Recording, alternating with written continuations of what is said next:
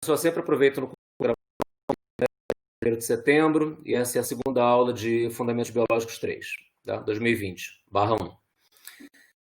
Então, gente, hoje é o primeiro dia que a gente vai ver conteúdo de fato, que vai discutir conteúdo mesmo, né?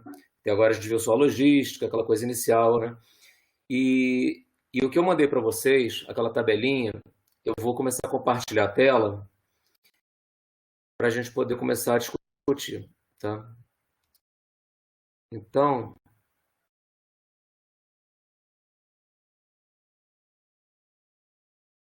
peraí.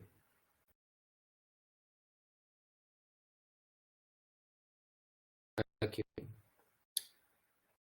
Vou aumentar aqui para ver se dá para ver melhor. Vocês estão vendo minha tela já, né? Claro. Né? Espera que tá ruim assim. Bom, eu estou conseguindo ler. Eu não sei se estão conseguindo ler bem. Não, esse fica muito grande. Pode dar um som para você. Gente, eu vou deixar no normal mesmo. Como todo mundo tem a... Então, eu estou tentando dar, mas ele não vai gradual, cara. Não, vai sim, desculpa. Estou fazendo bobagem aqui. Tá só um pouquinho.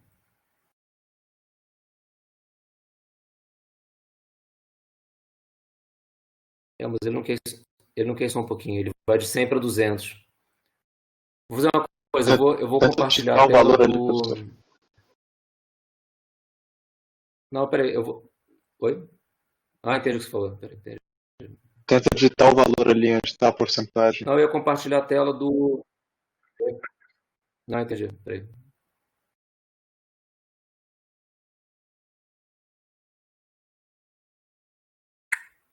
Mas agora eu fechei o negócio. Não, mas eu vou fazer o seguinte, eu vou compartilhar a tela do próprio Aprender, que é mais fácil.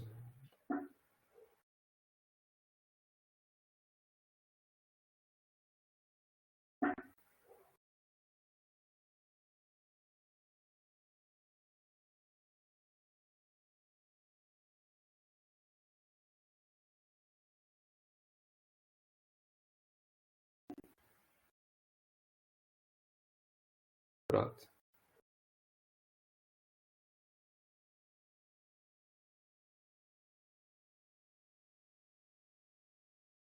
Pronto. Agora dá para ver, né? Que não apareceu na hora não, professor. Para mim você encerrou o compartilhamento de tela. Não, desculpa, que eu não... Aqui.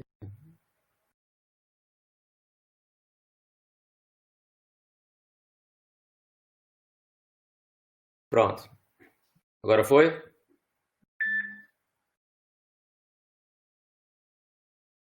Foi. Ok. Então, gente, olha só. Por que eu escolhi essa tabela para começar a conversar hoje com vocês? Porque eu quero falar da importância das doenças infecciosas, que vão ser o nosso foco, né, durante todo o semestre. Vocês viram em Fundamentos 2 assim, a fisiopatologia, a fisiologia, etc., com foco em doenças crônicas com o Natan.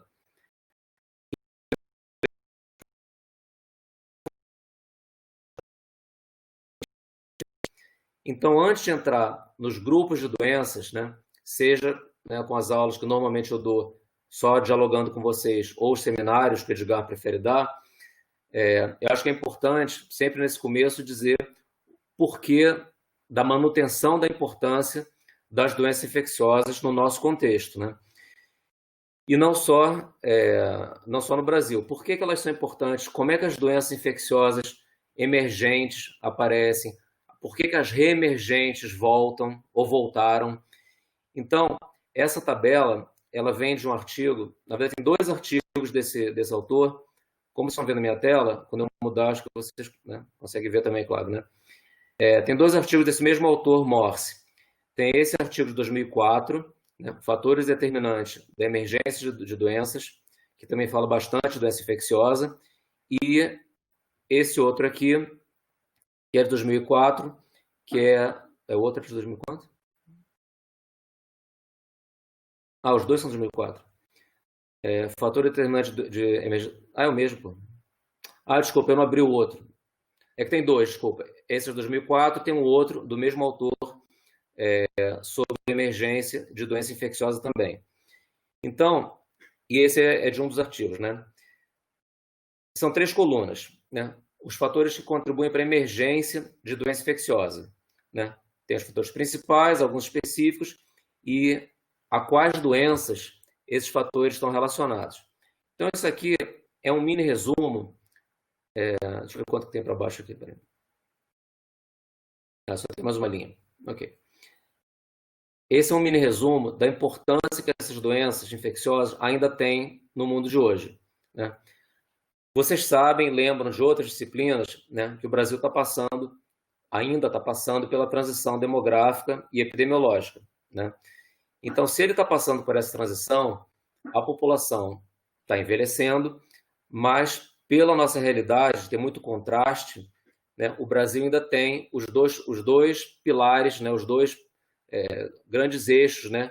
De tipo de doença. Tem as doenças infecciosas, que a gente está vendo aqui, as imunopreveníveis, né? Infecciosas, e já tem, porque o país está envelhecendo, doenças crônicas não transmissíveis, né? Com peso importante também na morbidade, na mortalidade, no sistema de saúde, na previdência, né? E, além disso, vocês lembram também que tem, num país como o Brasil, que tem muito contraste e tem uma urbanização muito grande, muita migração, né, campo-cidade, tem também uma grande carga de causas externas. Então, esses 3 fatores juntos, né, as infecciosas, as causas externas no meio e as doenças crônicas não transmissíveis, formam o que se chama de tripla carga de doença, que é super importante porque é o nosso padrão, né, de morbi-mortalidade. Então, aqui, nessa tabela, vocês estão vendo que os fatores principais, eles têm a ver não só com esse processo de transição, né, que o Brasil está passando, como muitos países, né, ou estão começando a passar, ou estão no processo, ou os mais desenvolvidos já passaram, né, ou fatores como que tem a ver com globalização. Tem aqui, por exemplo, comércio e viagens internacionais, né? Aí tem fatores do próprio agente infeccioso, então adaptação à mudança dos próprios agentes. Mas vamos começar de cima ali. Então, mudança ecológica, desenvolvimento econômico e manipulação da terra, né?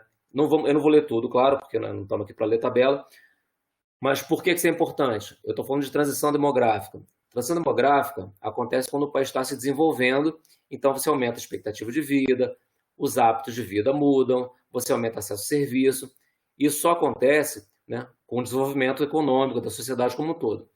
Só que isso traz, né, manipulação da terra, mudança ecológica, tem fatores que o homem causa, né? Então o homem pode modificar o meio ambiente, né? O que a gente faz de desmatamento, o próprio ambiente urbano, como ele é conformado, ele é uma ação do homem. Então, isso tudo pode levar a doenças como esquistossomose, febre hemorrágica, leishmaniose, arbovirose, porque você tem o criador dos vetores, e assim por diante. Então, o desenvolvimento traz esses problemas, né? E você vê aqui que quando você tem esse tipo de problema, as doenças aqui, elas podem ser crônicas, né? Se você tem... Aqui, no caso, ele está falando de desenvolvimento econômico e sedentarismo, por exemplo. Mas ele traz também sedentarismo pela mudança de hábito de vida, né? Só que ele traz também porque tem que fazer represa, tem agricultura, os sistemas, né, aqui, os ecossistemas hídricos mudam. Isso tudo mudando facilita a emergência de doenças infecciosas. Mas vocês veem que alguns desses fatores aqui, eles também favorecem o padrão que você vê de morbidade no Brasil hoje, né? Que eles também têm um peso importante nas doenças crônicas, que não vai ser o nosso foco, mas a gente tem que ter em mente que elas acontecem, isso é importante. O segundo aqui, demografia e comportamento humano. Demografia, eu acabei de falar, né? E você já sabe da transição demográfica. O país envelhece, né? O país cresce, tem migração, adensamento populacional, essa migração campo-cidade, os comportamentos, né? Comportamento sexual, uso de droga, isso que numa sociedade como o Brasil era há 80 anos atrás, que era 80 anos atrás, o Brasil era 70% rural, 30% urbano. Em 80 anos, fez exatamente um X e trocou. Agora o Brasil é 70%, 80% urbano e o restante rural.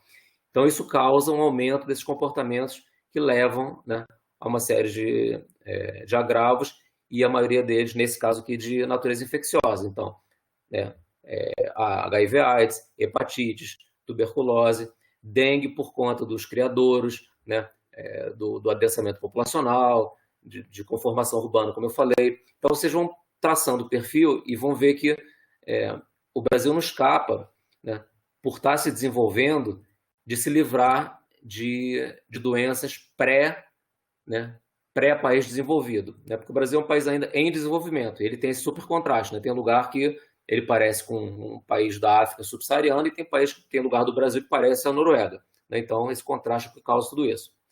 A globalização, que está no terceiro item aí, que é muito fácil hoje em dia você ter emergência de doença infecciosa, porque, né, em meio dia você atravessa o mundo, né, em um dia você dá a volta ao mundo, então é muito rápido, né, como aconteceu com a Covid, por exemplo, né, agora.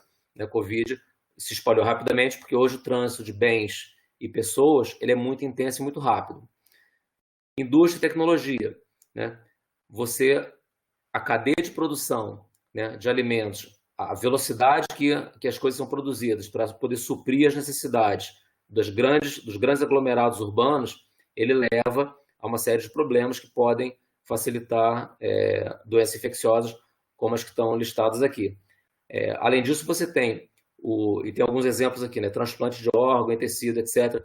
Você tem desenvolvimento tecnológico, né, acesso a tecnologias que você não tinha, até de assistência à saúde, assim, transplante, né, como está aqui. O transplante te força a fazer imunodepressão. Imunodepressão abre a porta para você ter algumas doenças infecciosas. Então, por um lado, é um avanço, claro, você poder transplantar um fígado hoje em dia, que não podia há 70 anos atrás, é um grande avanço, logicamente, mas você imunossuprime as pessoas e abre a porta para algumas doenças, como está aqui, infecções oportunistas, por exemplo, né? Os agentes, né, eles podem mudar. Então, o fato que a gente desenvolveu tecnologicamente, que em parte eu falei agora no item da indústria e tecnologia, né, criou uma série de drogas que você consegue tratar, né, as doenças infecciosas. Por outro lado, o uso indiscriminado de antibiótico, o que causa? Resistência, né? Eu acho que eu já falei isso no passado, mas teve uma Assembleia Mundial de Saúde há poucos anos atrás que o tema foi resistência antimicrobiana, né, que está virando problema, já virou um problema, né, mundial muito sério.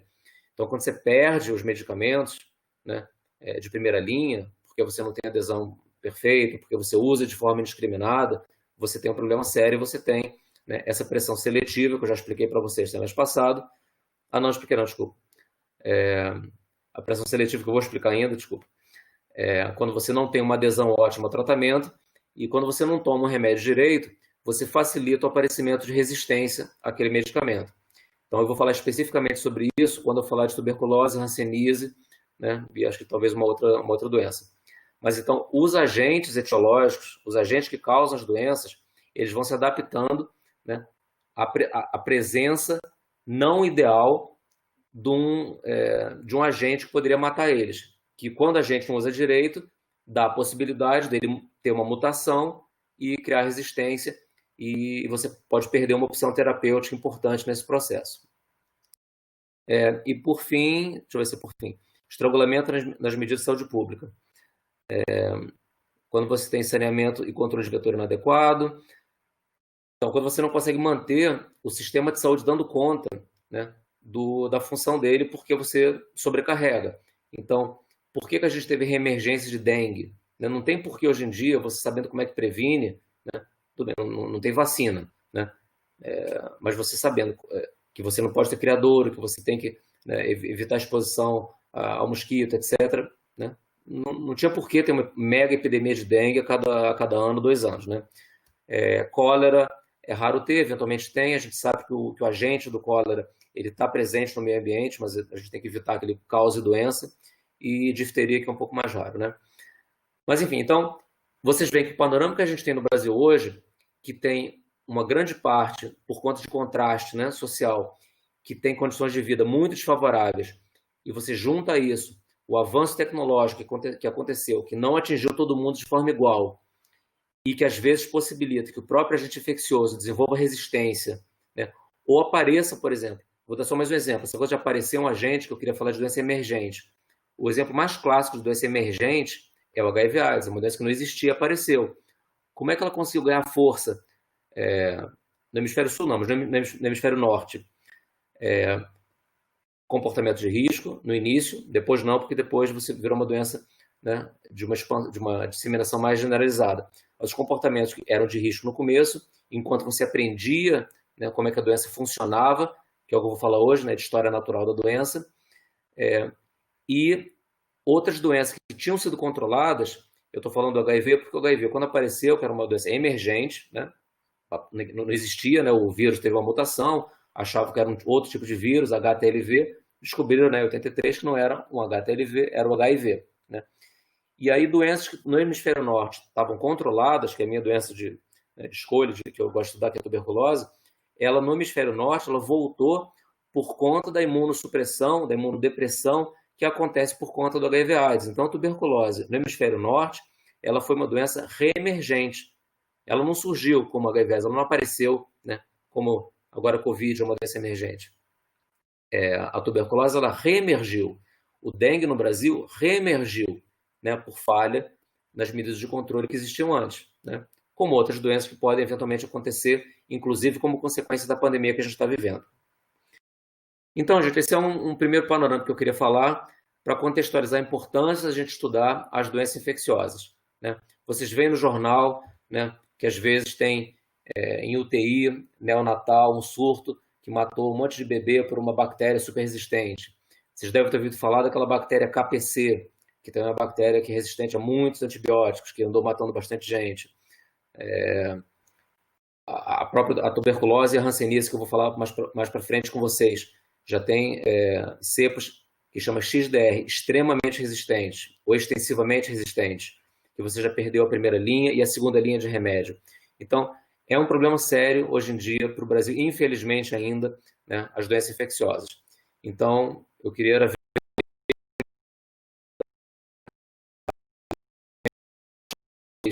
né, que está envelhecendo, que está se desenvolvendo, que toda a atenção nossa tem que se voltar para doenças crônicas, degenerativas ou não transmissíveis. Tá? A gente tem um caminho longo para chegar nesse ponto, infelizmente.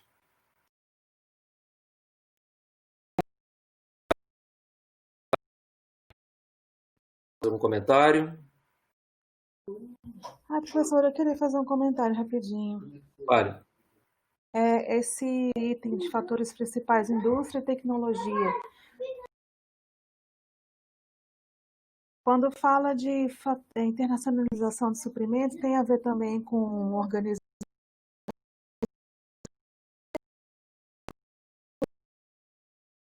para saber, né, se isso interfere na saúde humana, lógico, mas eu não sei o resultado disso. Isso se relaciona com doenças infecciosas ou não? Seria mais relacionado se houver a doenças crônicas. Eu acho que os transgênicos, que é um avanço tecnológico, claro, eu acho que é mais. Primeiro que assim, não está super estabelecido, né? Há alguma controvérsia. Mas eu acho que é mais com doença crônica, sim. Né? Eu não acho que alimento transgênico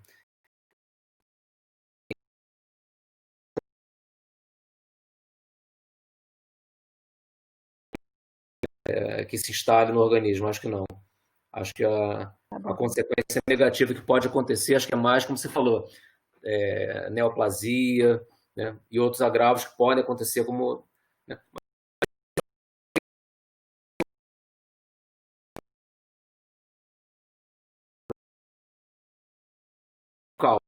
Causa, pode causar problema, mas eu acho que como é muito recente, vocês lembram que quando vocês estudaram causalidade, um dos critérios para você estabelecer causalidade é você ter consistência nos achados. Então você tem que repetir.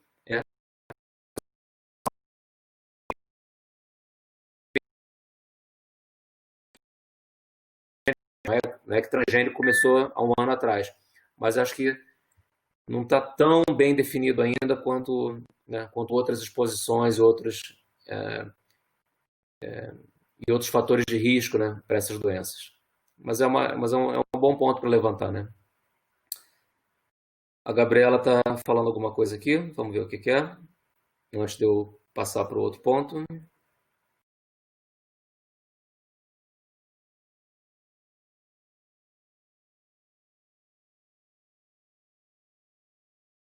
Bom, como está demorando um pouquinho. Professor. Isso. Tá, Peraí, então. desculpa. Não, desculpa, fala, Misha, porque depois eu leio da Gabriela. Pode falar. Eu só queria que você repetisse aquele nome que você deu para um termo que você usou quando falou de doenças infecciosas, crônicas e morte por causas externas. Você falou um nome que eu esqueci, eu queria anotar. É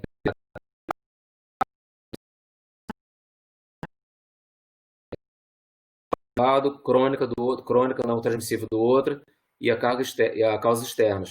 Aí isso forma o que chama de tripla carga de doença, né? Que são esses três pilares, que é típico de país que está passando por um processo de transição demográfica e epidemiológica, né? E para a gente é super Obrigada. importante, para a gente, né, tanto para conhecer, né, como é que as doenças, né, vão agir, como para fazer vigilância, né, você tem que saber quais são os agravos importantes no nosso território. E o Brasil, infelizmente, tem esse padrão. A Gabriela perguntou: país envelhecendo e população idosa morrendo mais rápido e em massa por conta do Covid. Será que teremos uma transição muito diferente, uma pirâmide diferente? Bora, boa pergunta. Porque quando você fala de transição epidemiológica, quer dizer, demográfica, a sequência na minha cabeça é uma via de duas mãos. Mas normalmente você pensa primeiro na transição demográfica, assim, a pirâmide etária, né, envelhecendo, né, a base da pirâmide dos jovens estreitando, o meio dando aquela engordada, né, o país envelhecendo, e por conta do envelhecimento, você pensa na mudança no padrão de adoecimento e morte daquela população. Né? Porque, claro, né, a pessoa com expectativa de vida maior vai ter mais chance de morrer de câncer, de infarto, enfim, de doenças crônicas, coisa que não aconteceria se a expectativa de vida fosse 45 anos. Então, você normalmente vai mudando esse padrão. E aí, quando a gente fala de pirâmide etária, é curioso essa pergunta que você fez agora, porque a gente está vivendo uma situação super atípica, né, claro. Aí, uma vez me perguntaram assim, quando o país passa pela transição demográfica, ele só pode passar uma vez, né? Porque é um país assim, jovem, né? Ele começa a melhorar economicamente, a expectativa de vida aumenta, a taxa de natalidade diminui, a fecundidade diminui. Então, essa série, assim, tem essa urbanização, etc. Tudo isso junto vai levando a essa mudança de padrão de morbidade e mortalidade. Alguém falou assim, mas não dá para voltar para trás? O país, assim, rejuvenescer de novo? Eu falei, olha, mudar a pirâmide uma vez que envelhece é difícil. Aí até quando a gente pensou sobre isso no outro semestre, e essa discussão aconteceu, eu pensei assim, olha, a única coisa que muda radicalmente uma pirâmide que eu consiga pensar é guerra. Né? Porque guerra, normalmente os homens, né, vão para frente de batalha, a maioria é homem, né? Claro que tem mulher, mas a maioria esmagadora é homem. Então você como se desse uma dentada, né, na metade dos homens, né, nos jovens, nos adultos jovens e até uns 30, 40 anos. Então é uma dentada na pirâmide. Ou o que aconteceu, por exemplo, na África subsaariana com o HIV, que você perdeu uma geração. Você, de fato, perdeu uma geração. Então, aí, a dentada na pirâmide etária, ela foi, assim, você tem a base, né, que a natalidade não diminui, então tem a base larga. Aí, de adulto jovem até uns 50 anos de idade, você tem uma diminuição enorme, é como se tivesse uma dentada dos dois lados da pirâmide etária, né, porque morreu muita gente, assim, em idade reprodutiva. E então, em países assim, gravemente afetados por HIV, a geração de crianças que nasceu há uns 10 anos atrás, 10, 15 anos atrás, ela foi criada pelos avós, porque os pais morreram todos exageros, mas enfim, a mortalidade nessa faixa etária do pessoal que deu à luz nessa época foi muito grande. No nosso caso, da pandemia, é que você tem que ver quem está morrendo. No caso, o Brasil não sei se vai afetar tanto, porque eu não sei se vocês viram no noticiário isso. O Brasil, há um tempo atrás, saiu no noticiário internacional assim, no Brasil morre muito mais jovem do que em outros países. Morreu muito mais jovem e está morrendo muito mais jovem no Brasil do que em países envelhecidos, porque é em número absoluto, não em taxa. Né? E você já sabe número e taxa, né? A diferença. Né? A taxa é um número relativizado pela população. Então, o número absoluto de jovens que morrem é maior porque o Brasil tem muito jovem, tem muito mais jovem do que a Noruega, do que a França. Então, mesmo com a taxa de mortalidade específica para aquela faixa etária menor do que a França ou a Noruega, em número absoluto vai morrer muito mais jovem. Então, isso é meio claro, né? quem está morrendo, a letalidade é maior em quem? Nos idosos, né? E na população que tem comorbidade. Quem tem comorbidade, acho que tem mais problema, também são doenças crônicas, que vão afetar a pirâmide mais para cima. Então, eu não tinha parado para pensar sobre isso, mas pensando em voz alta com vocês, o que pode acontecer de fato é você dar uma dentada, como eu tenho brincado, dos dois lados nas faixas etárias mais altas. Agora, para isso acontecer, a gente vai ter que continuar abrindo. Eu não estou advogando, mas pelo contrário, eu estou dizendo, se continuar abrindo a sociedade, a economia, como tá acontecendo agora, e se abrir as escolas de forma indiscriminada, e o pessoal pensa, mas as crianças, o que vai acontecer com as crianças e adolescentes? O problema não é criança e adolescente. O problema é se elas forem infectadas, se elas não forem sintomáticas, como aparentemente uma grande percentagem das crianças e adolescentes não são sintomáticas e trazem o vírus com elas, então, para casa. Então, as pessoas que moram, as mais idosas que moram com essas pessoas, elas podem se infectar. E aí o desfecho pode ser pior. Eu vou dar um outro exemplo, que não é no Brasil. A Suécia, ela escolheu no começo da pandemia abrir, nem abrir, não fechar, né? Não fechar a economia e apostaram em imunidade de rebanho, que é quando você tenta, você já deve ter ouvido falar na imprensa também, que é quando você tenta aumentar a imunidade por infecção natural, né? Assim, infectou e fica imune, que é outra questão também. A imunidade aparentemente não é tão duradoura, mas você tentaria infectar um monte de gente, fica um monte de gente imune. Então, eu que estou suscetível, que não tive infecção, quando eu sair à rua, né, eu vou acabar, assim, os contatos que eu vou ter na rua vão ser de gente que já foi infectada, que está imune, que não vai transmitir. Então, é um percentual da população, né, que imunizado por infecção natural, não por vacina, porque não existe vacina, protegeria quem não pegou a doença ainda. Esse tiro na Suécia saiu muito pela culatra, porque você não consegue atingir um nível alto de imunidade na população suficiente para proteger os suscetíveis. Então, o que aconteceu lá? A mortalidade em lar de longa permanência, aquelas casas de idosos de repouso, foi extremamente alta. Então, morreu muito idoso na Suécia, muito. E aí, isso eu não sei se vai acontecer nessa magnitude no Brasil. Então, eu não sei se chega, Gabriela, a alterar a nossa pirâmide ou a nossa transição, né? Mas que vai morrer muito idoso, vai, né? Principalmente se a gente continuar abrindo a sociedade e as atividades de forma indiscriminada e sem as medidas de proteção serem passíveis de serem adotadas pela população mais pobre. Por exemplo, eu posso fazer home office, vocês estão tendo aula em casa, né? Nem todo mundo aqui também tem condição de ficar em casa o tempo todo, né? Há de ter alguém aqui que trabalha durante o dia. Tenho certeza que tem gente aqui que trabalha, né? E nem todo mundo tem a condição e o chefe está entendendo que pode ficar em casa. Então, e quem tem que pegar transporte público que o chefe fala que vai demitir se não for trabalhar? Por que o auxílio emergencial para as pessoas, ele não permitiu que as cidades que não eram, as cidades do DF, que não eram na região central, fizessem isolamento social por mais tempo?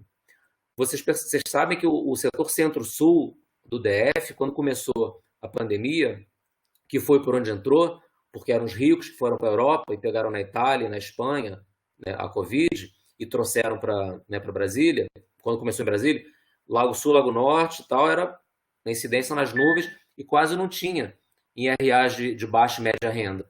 Quando a pandemia se espalhou para essas regiões, o crescimento nessas regiões foi muito mais rápido. E hoje não tem tanta diferença de incidência, não em número absoluto, né? O risco de adoecer, entre o setor centro-sul, né? Incluindo sudoeste, cruzeiro, tal, octogonal, e as RAs que a Codeplan classifica como de baixa e média renda. Não tem muita diferença. E essa interiorização, entre aspas, esse empobrecimento da pandemia foi muito rápido. E quando chegou lá, você não consegue... Vocês lembram que fizeram o lockdown em Ceilândia, Sol Nascente, durante 3 dias? O que adianta a gente fazer isso durante 3 dias? Se tem o tal do movimento pendular, o cara mora lá, mas trabalha em outro lugar, então vai e volta, vai e volta. Então, se você botasse uma barreira policial... E outra coisa, lockdown teria que ser mais de 3 dias, né? Porque a incubação do vírus é 10 a 14. O que adianta você fazer lockdown de 3 dias? O que adiantaria, nesse caso, era você, no começo, né, faz um super lockdown, fecha tudo, e é que não tem condição, né? Porque os pobres, o cara que vende bala no sinal, ele vai ficar em casa, ele vai dar que comida para a criança dele no dia seguinte? Então não adianta dizer que todo mundo vai ficar em casa, mas se pudesse, como na Europa pôde, todo mundo fica em casa durante 2 semanas, 3 semanas. Aí realmente, quem estava infectado não pôde transmitir, né? E o vírus perde a capacidade de achar gente suscetível. E tudo que eu estou falando como resposta a Gabriela, que eu estou até me alongando um pouquinho, mas tem poucos slides para mostrar depois, parece que eu não estou falando de fundamento biológico. Estou porque tudo que eu estou falando agora tem a ver com a história natural da doença do coronavírus. O que é a história natural da doença, que eu vou mostrar daqui a pouco? É tudo que acontece no curso clínico, né, de uma infecção numa pessoa. Consequentemente, se você conhece como uma doença acontece numa pessoa, você consegue saber como é que você vai controlar aquela doença numa população. Então, por que a gente vai estudar as doenças infecciosas? Para saber controlar essas doenças como sanitaristas, como profissionais de saúde pública, né? Então, quando eu falo que você teria que fazer um fechamento e a pessoa não poderia ter contato com ninguém, é porque eu estou usando o conhecimento que a gente tem hoje, que ainda é limitado, sobre o período de transmissibilidade do vírus, que eu vou mostrar já já quais são essas fases, né? Em geral, né? É que a gente está usando a Covid agora como exemplo, tá? Mas é uma boa ideia essa da pirâmide, né? Vamos ver, vamos conversar daqui a 1 ano, ou 2 anos, e vamos ver se mudou alguma coisa. Gente, eu vou mostrar agora alguns slides para comentar sobre aspectos gerais do que é, então, eu espero ter convencido vocês que as infecciosas são importantes de serem estudadas no contexto brasileiro, e agora a gente teria que saber quais são as fases, né, que uma doença infecciosa cursa, né, numa pessoa. Porque sabendo isso, você vai entender como é que você previne, como é que transmite, etc. Então, eu vou compartilhar a tela com vocês de uma mini apresentação, tá? E quando eu compartilhar a tela, aí eu vou botar a tela grande, eu não vou ver o chat. Então, quem quiser falar, tem que abrir o microfone, tá? Aí me interrompe e deve me interromper, tá? Por favor. Então, eu vou compartilhar aqui uma mini apresentação. Aqui. Eu vou falar um pouquinho, então, da história natural das doenças e a relação delas com níveis de prevenção, tá? Então, todo mundo deve estar vendo a minha tela, né, com um slide grande aí. Quem não estiver vendo, se manifesta, mas eu acho que deve estar tudo ok. Então, olha só. Essa aula, quando ela é presencial, ela tem, sei lá, 40 slides e tal. Depois eu boto os slides todos. Eu botei uns 10 aqui, só para falar os pontos principais para vocês, e depois vocês vão ler fora daqui, né? E a gente vai discutir no fórum, tal, é o que eu falei semana passada. Usem o fórum, né? Botem pergunta lá, eu vou botar referência ou outra, e a gente vai dialogando aí para poder, né, ir aprofundando no assunto, porque aqui no ao vivo é muito cansativo. Para mim é de menos, eu posso falar o tempo que precisar, mas é muito cansativo para vocês em casa ficar ouvindo eu falar durante 1h30 e não é assim que funciona, não é produtivo. Então, olha só, eu vou mostrar o central aqui, tá? Então, para falar da história natural da doença, que como eu já falei, ele vai ser um esquema, um diagrama, que vai dizer para você como é que o agente infeccioso causa a doença e como é que a doença cursa numa pessoa, tá? Então, muito lá no começo, né, antigamente, né, quando teve a Revolução Bacteriana, quando Pasteur e Koch e Jenner fez a vacina para varíola e descobriram o microscópio, naquela época, né, você só conseguia ver uma bactéria. Aí tinha aquela teoria mágica, né, que as doenças eram causadas pelo ar podre, aquela que chamava miasma, né, por isso que a teoria chamava miasmática. Então isso morreu quando você começou a poder ver o bichinho. Então, nessa época, a teoria das doenças era unicausal. Então, assim, então eu sei que tem uma bactéria, então tudo é causado por uma bactéria. E aí, é claro, foi importante para você conhecer os agentes infecciosos. Primeiro se viu as bactérias, que eram maiores, eventualmente você conseguiu depois ver os vírus, quando você melhorou, né, a tua capacidade de microscopia. E ao longo do tempo, aí no século XX já, né, se passou de uma teoria unicausal para o que se aceita hoje, que é o modelo multicausal. Então a gente sabe hoje que, por exemplo, vamos pegar um exemplo aqui, sei lá, meningite, ela não é causada só, né, se for uma meningite bacteriana, pela bactéria que vai causar a meningite, né? O contexto que aquela criança vive, né, assumindo que é uma criança, o contexto que aquela criança vive, as condições de aglomeração ou não, o clima, uma potencial imunodepressão, tem uma série de fatores que influenciam, né, na causalidade das doenças. E aí, o modelo mais famoso, que eu não sei se eu botei aqui, não botei. O modelo mais famoso da tríade de causalidade é isso que está escrito aqui, modelo ecológico. Né? Cadê minha mãozinha? Aqui. Modelo ecológico. Modelo ecológico é quando você tem aquela trinca, agente, hospedeiro e meio ambiente. É a interação dessas três coisas. Isso vai estar no arquivo que eu vou depois disponibilizar, que aqui eu não precisava mostrar, mas isso vai tudo estar lá depois.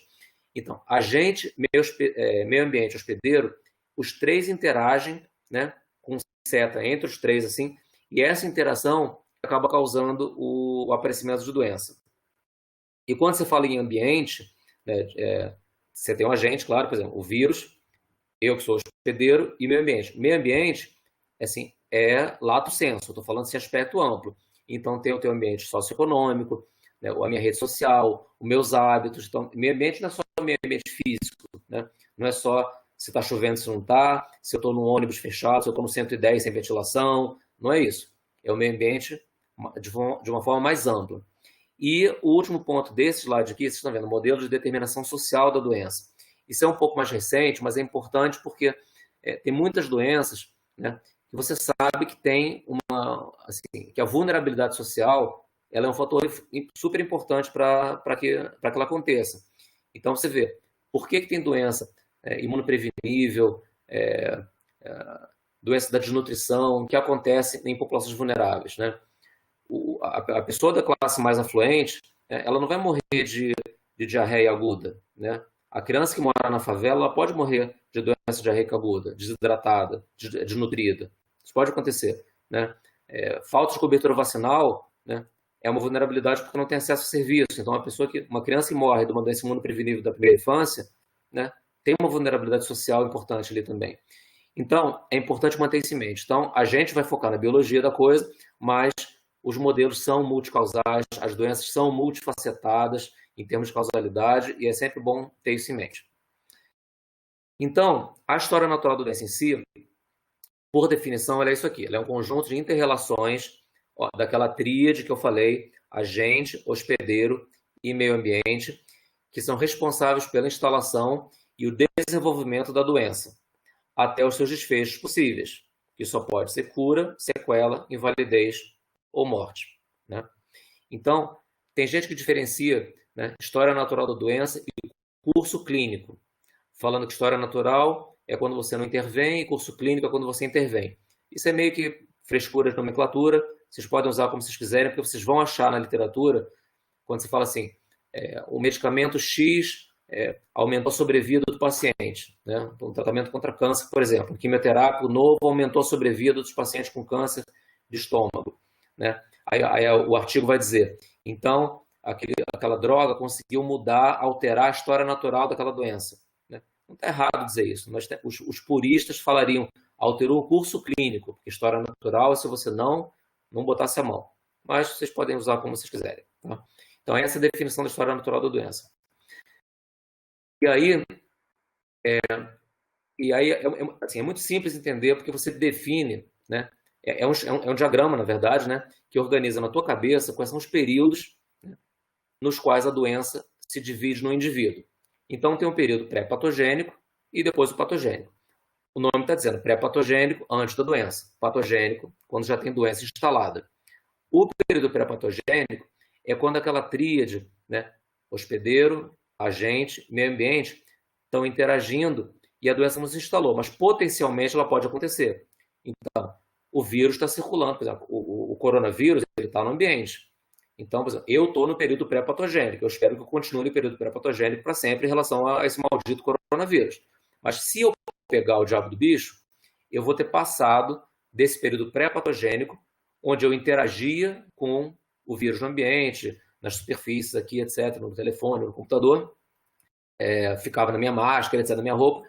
e eu vou passar do período pré-patogênico se a doença se instalar em mim para o período patogênico, que é quando já existem modificações dentro do meu organismo, certo? Então, você tem dois períodos, né? O pré-patogênico, o epidemiológico, e o patológico, que é o patogênico. E aí está aqui um esqueminha para vocês visualizarem isso, né? Você tem aqui o período pré-patogênico, ele vai até a instalação da doença, que é aqui, né?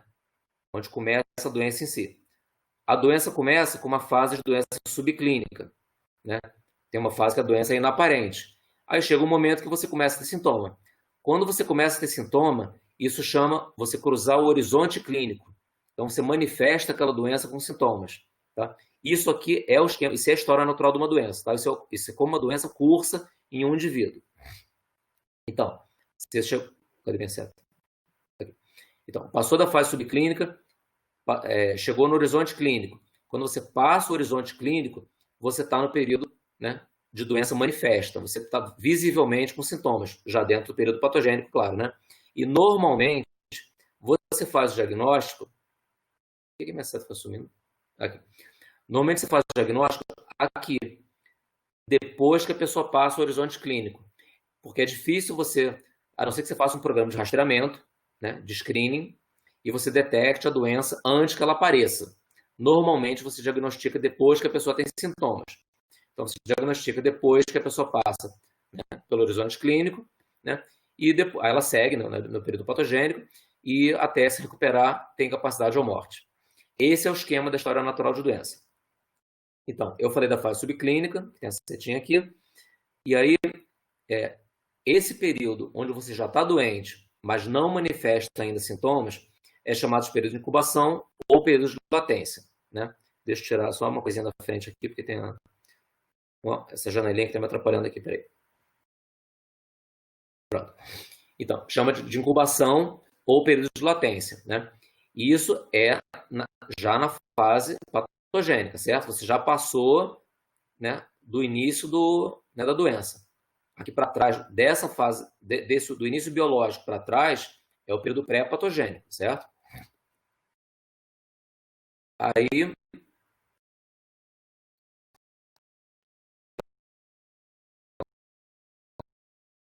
o período pré-patogênico, ele é até você ter alterações dentro do organismo seu, porque a doença se instalou, né?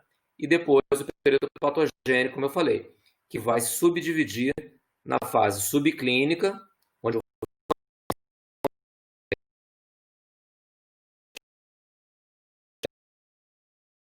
acontecer o diagnóstico.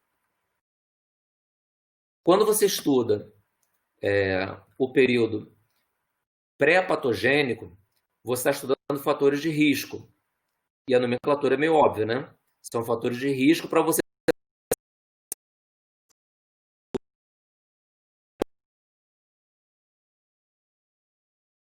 infância e na adolescência, para desenvolvimento de câncer de pele na fase adulta. O que é a exposição solar nesse caso? É um fator de risco, porque você quer ver se esse fator ele aumentou o risco de você se tornar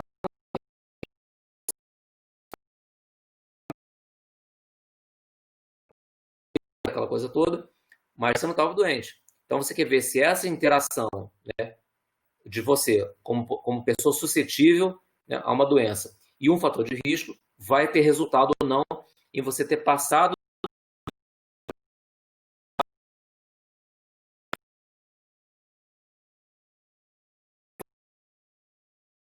Vão predizer como que eu vou evoluir se eu ficar doente. Alguém chuta o nome? Em vez de fatores de risco, eu vou estudar fatores o quê? Se eu vou querer predizer a minha evolução como doente. E agora vai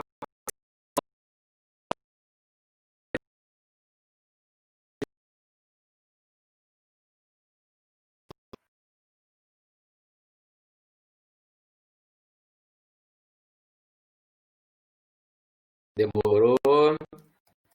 São fatores prognósticos, gente. Prognóstico não é você predizer o que vai acontecer com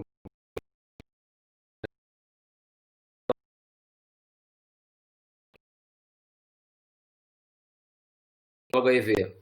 com um nível de CD4, que é um marcador biológico muito alto, quer dizer, a defesa dele está boa, isso é um bom fator prognóstico, porque é um sinal que ele vai evoluir bem, né?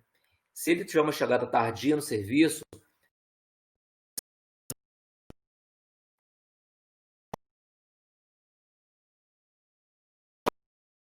pode ir a óbito, né, mais cedo, pode ir a óbito, enfim, né? E a outra pessoa deve evoluir melhor. Então, quando você estuda um fator, né, que vai tentar predizer a evolução de uma pessoa já doente, que já está com a infecção instalada,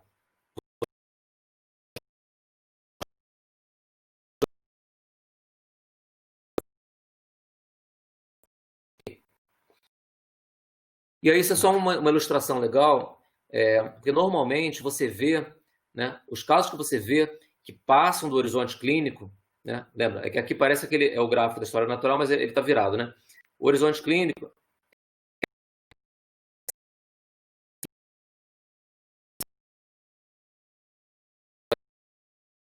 iceberg, o que você vê para cima do iceberg são os casos visíveis, ou seja, quem tem sintoma. Mas normalmente, a maioria das doenças, o número de gente que está infectada e que mostra sintoma é muito menor do que as infecções inaparentes ou assintomáticas.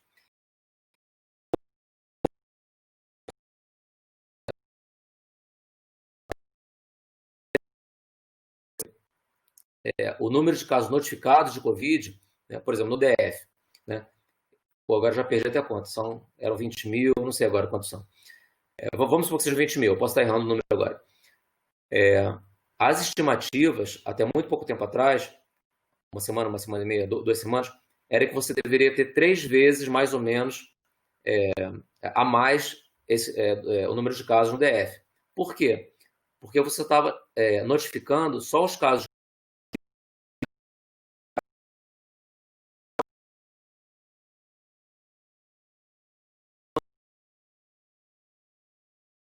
que são os assintomáticos. Mas os sintomáticos leves, se não procurarem ajuda médica, porque você pode fazer um tratamento sintomático, não só para Covid, como para uma série de doenças, e você não vai buscar atenção no serviço que vai eventualmente notificar aquele caso. Então, os casos que você sabe, normalmente são minoria em relação aos casos dessa doença que você não sabe, né, que aconteceram, porque eles podem ser, como eu falei, assintomáticos ou com sintomatologia muito leve, então você não consegue identificar, que é o que está escrito aqui, né, proporção de casos não discerníveis clinicamente, ou difíceis de você discernir, ou porque a pessoa não buscou ajuda, né, no serviço de saúde, né, na assistência, então você não viu aquele caso aparecer no teu sistema de informação. Isso é muito frequente acontecer. E aí, para encerrar, gente, eu vou mostrar essa figura aqui e eu vou separando cada pedacinho, que é o que vocês vão ter que saber em relação a fazer uma correlação, uma ligação, um paralelo entre as fases da história natural da doença e o que a gente chama de níveis de prevenção. A prevenção ela pode ser primária, secundária ou terciária, né? Assim, grosso modo, prevenção primária você evita que a doença aconteça. Então, eu falando isso, se a prevenção primária é você prevenir que a doença aconteça, você já pensa, então, tem a ver com o período pré-patogênico, né? Claro, antes que a doença aconteça.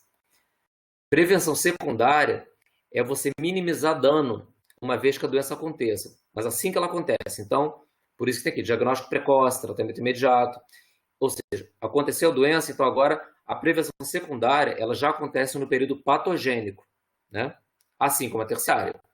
Porque a terciária é classicamente a reabilitação. É você devolver a qualidade de vida para a pessoa que ficou com alguma sequela. Então vamos ver as setinhas aqui no gráfico para ilustrar. Então, promoção à saúde e proteção específica são os 2 tipos de prevenção primária que você pode fazer. Esses 2 tipos de iniciativa, né, eles têm a ver, claro, com o período pré-patogênico, porque a doença não aconteceu. Então, até que vocês estão vendo aqui em cima, né, períodos em cima do promove de saúde, previne doenças, período pré-patogênico, né? E promoção à saúde, você sabe o que é, né? Estimula atividade física, muda hábito de vida, etc. Proteção específica, o exemplo mais clássico, e vai aparecer depois, que eu não quero botar agora, porque senão vai ficar tudo uma coisa em cima da outra, e é mais fácil vocês verem no PowerPoint depois que eu vou mandar o arquivo. Então, promoção à saúde, o nome está dizendo, você promove hábitos saudáveis. Hábitos saudáveis vão, né, impedir que a pessoa fique doente. Elas vão prevenir, né, vão aumentar a chance que você permaneça sem a doença. Beleza. Proteção específica. O exemplo clássico, vacinação, né? Você está especificamente protegendo contra um certo agente infeccioso, né? Ativamente. Não é só não é só educação em saúde, não é só você promover um hábito, né, interessante para aquela pessoa. Você está ativamente dando, né, uma intervenção que evita que a pessoa passe do período pré-patogênico para o período patogênico, evita que ela fique doente, né? Uma vez que ficou doente, você falhou na prevenção primária. Paciência, acontece. O que a gente vai fazer agora? O clássico da prevenção secundária, então, lembra, agora secundária e terciária, vão ser já no período patogênico. As pessoas ficaram doentes. Ficou doente, o que é mais urgente? Vamos fazer o que está escrito, a primeira coisa aqui, diagnóstico precoce e tratamento imediato. O que isso aqui lembra vocês quando eu falei dos fatores prognósticos? Se você faz isso, muito provavelmente você vai melhorar o prognóstico daquela pessoa, a perspectiva daquela pessoa de evoluir de uma forma favorável, né? Então, o quanto antes você diagnostica uma doença, normalmente melhor, né? E aí, eu quero voltar e eu quero que vocês lembrem daquela fase subclínica. Lembra? A fase subclínica, a pessoa não tem sintomatologia. Ela não atravessou o horizonte clínico, que está aqui em cima, nesse gráfico, né? Normalmente, eu falei que o diagnóstico acontecia quando a pessoa passava o horizonte clínico e já mostrava sinais e sintomas.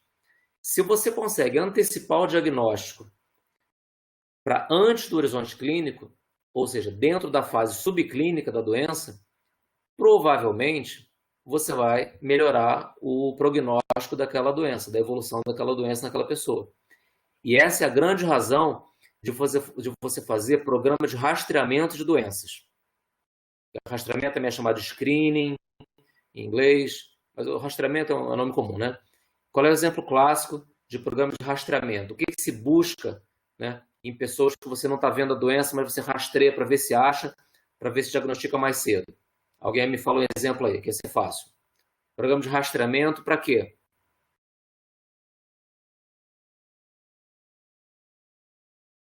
Pensa numa doença que se você diagnosticar mais cedo, o prognóstico é melhor. E que você pode não ter sintoma nenhum. Oi? O câncer. Câncer, boa. Câncer de próstata, câncer de mama, enfim. Normalmente os cânceres, quando eles são passíveis de serem detectados antes de você ter alguma sintomatologia, normalmente você consegue aumentar a sobrevida daquela pessoa. E às vezes você cura, na verdade, né? O câncer hoje, não é como era antigamente, que era uma sentença de morte, mas pelo contrário, né? Você fazendo, né? Por isso a importância da prevenção secundária, né? Então, e a prevenção secundária, assim, claro, todo mundo tem que ter um hábito saudável, tem que correr no parque. Bom, correr no parque hoje é difícil, mas correr de máscara, enfim. Então fica na sua casa, vê no YouTube aí vídeos de atividade física, faz o que der. Sobe e desce escada, enfim, né? Agora, pode ser que você, até por predisposição genética, história familiar, você tenha suscetibilidade a ter alguma coisa. Então, por que a gente faz check-up? Por que a gente faz screening para as coisas, né? Se você, como mulher, acima de... Aí varia, aí, enfim, a de cama é mais complexa, né? É 50 anos, é 45, tá? O homem, para o PSA ou para toque retal, para próstata, é 50 anos, é menos sua história familiar, tal. Tudo você bota na balança, mas o lance é fazer o diagnóstico precoce. Porque se você esperar você ter sintoma, você provavelmente vai, né, ter uma evolução pior. Você pode até curar, claro, mas você vai passar por um tratamento mais agressivo, você talvez passe por um tratamento invasivo, né, que pode ser desnecessário se você fizer, né, uma prevenção secundária adequada, né, e conseguir detectar essa alteração, né, já patológica em você mais cedo, né? Então, o objetivo é esse, é promover cura e prevenir morte e incapacidade, né? Avançando um pouquinho na prevenção secundária, né? Oh, desculpa. Peraí. Desculpa, deixa eu voltar. Então, o objetivo principal da secundária é esse, é promover cura, né? Porque você tenta diagnosticar cedo e prevenir morte e incapacidade. Tem limitação da capacidade ainda na prevenção secundária aqui, mas o central da secundária é você diagnosticar a doença cedo e tratar o quanto antes.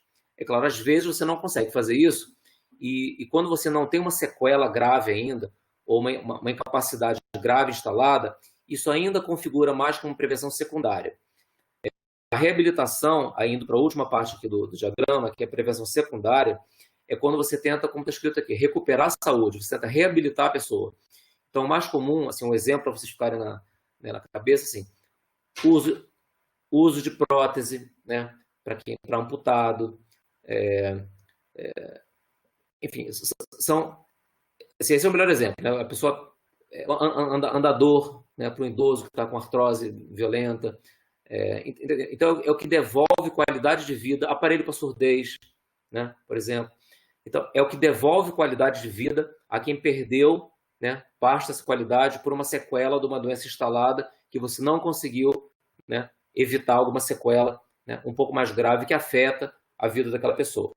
Então, esse aqui é um resumo, né, da relação entre o que está em cima dessa figura que vocês estão vendo, né, que é o período pré-patogênico, né, onde você tem a prevenção primária atuando, né, claro, porque no pré-patogênico não tem doença, então os fatores de risco você tenta prevenir, promovendo a saúde e fazendo proteção específica, principalmente vacinação. Uma vez que tem a doença, você tenta tratar o quanto antes, aí vê ali em cima, né, o horizonte clínico, está vendo aqui em cima, né? Passou o horizonte clínico, você já está indo em direção ao final, né, da prevenção passível de ser feita no período patogênico, que é, né, a segunda parte da prevenção secundária ou a reabilitação, né, no caso da prevenção terciária. Então, esse é o resumo. Então, isso aqui é uma repetição, né, só para reforçar. Então, a primária, os níveis de prevenção que então se correlacionam com a história natural da doença são a primária, né, que se divide em promoção e proteção, a secundária, que é você diagnosticar cedo e tratar cedo, e começar a limitação de dano, né, e a terciária, que é a reabilitação. Então, esse é o resumo do que a gente viu no gráfico. Aí eu vou dar só alguns exemplos, né, do que é, então, cada um dessas atividades nas prevenções primária, secundária e terciária. Então, promoção à saúde, alguns exemplos. Educação sanitária, alimentação, habitação, escolaridade, tudo isso aqui, mantendo qualidade de vida, você está promovendo saúde e evitando doença, né? Proteção específica. A vacinação é o mais típico, né? O primeiro que vem à mente, o primeiro que vocês vão lembrar. Mas também pode ser. Pensa bem, tudo que está aqui não previne se fique doente. Exame pré-natal, você fazer profilaxia, né? Por exemplo, você pode estar doente, como por exemplo, eu usei o exemplo do HIV. Uma pessoa com HIV, ela faz quimioprofilaxia para não pegar infecções oportunistas. Então, a prevenção primária nesse caso, ela não tem que ser feita em uma pessoa totalmente saudável. Ela pode ser feita em uma pessoa doente para evitar uma outra infecção, né? Que está aqui o exemplo. Então, por exemplo, quimioprofilaxia para infecção oportunista em paciente com HIV. Né? É prevenção primária. Não é porque a doença está instalada, outra doença está instalada, que não configura uma atividade de proteção específica. O flúor na água, e você, né, eliminar a exposição específica. Então, você mora do lado da torre de celular, você muda para longe de lá, porque você não quer pegar câncer e assim por diante. Né? Então, pronto. Agora vamos na secundária. Diagnóstico precoce, tratamento imediato. Primeira coisa, que é o que tem que ficar na mente de vocês, rastreamento, né? Que é o que eu falei, é você achar a doença na fase subclínica. Esse que é importante. Agora, você também pode usar como exemplo de prevenção secundária nesse primeiro pedaço, nessa primeira fase dele. Você procurar casos entre contatos de um doente, né? Aí no caso, autoexame, né? Mamografia, a gente já falou, é um tipo até de rastreamento, mas é um autoexame, né? A mamografia é um rastreamento por um insumo médico, né? Limitar a incapacidade. Aqui é aquela área cinza que eu falei, né? Que começa a chegar perto da terciária, mas não é ainda. É você reduzir o dano. Você não conseguiu diagnosticar muito cedo, mas você retarda a complicação. Bom, claro, você sempre tenta evitar que a pessoa morra uma vez que ela está doente. Então, sempre você vai ter, né, aqui em qualquer tipo de prevenção, na fase patogênica, você evitar a morte. E, se for o caso, você garante acesso a um tratamento clínico ou cirúrgico ou hospitalização, ou qualquer procedimento necessário, seja ele invasivo ou não, para você tentar evitar o dano, evitar a progressão daquela doença. Lembra de novo, evitar a progressão da doença. Então, aqui a gente estuda fatores prognósticos, né? Porque você quer melhorar a evolução daquela pessoa que já está com a doença instalada. E, por fim, reabilitação, né? Que é reintegração social e recuperar a qualidade de vida, como eu tinha falado. Então, você trata as complicações, você minimiza as consequências das incapacidades. Como sempre, você tenta evitar que a pessoa morra. Sempre você vai fazer isso, né? Na prevenção, qualquer prevenção na fase patogênica, né? Mas o central aqui é você minimizar as consequências das incapacidades, como eu falei, e você devolver a qualidade de vida para a pessoa. Gente, eu acho que era isso. Ah, sim, o resto é... Não, isso aqui isso aqui é um resuminho só, eu já falei sobre isso. Esse é o resumo.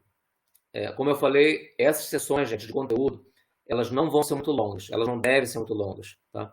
Eu vou voltar no negócio aqui para parar de compartilhar a tela, se eu souber onde é que é. Peraí. Ué, gente, cadê?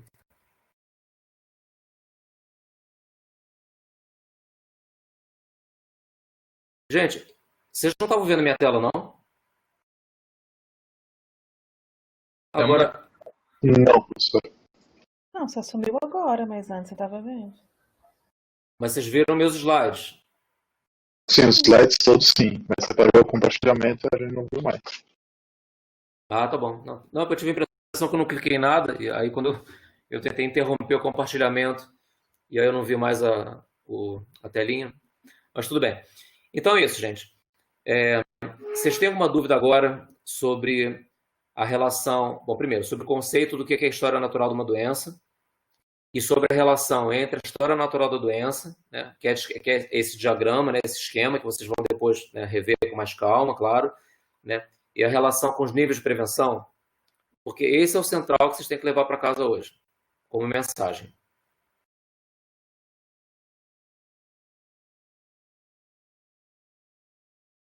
Não? Tá tranquilo?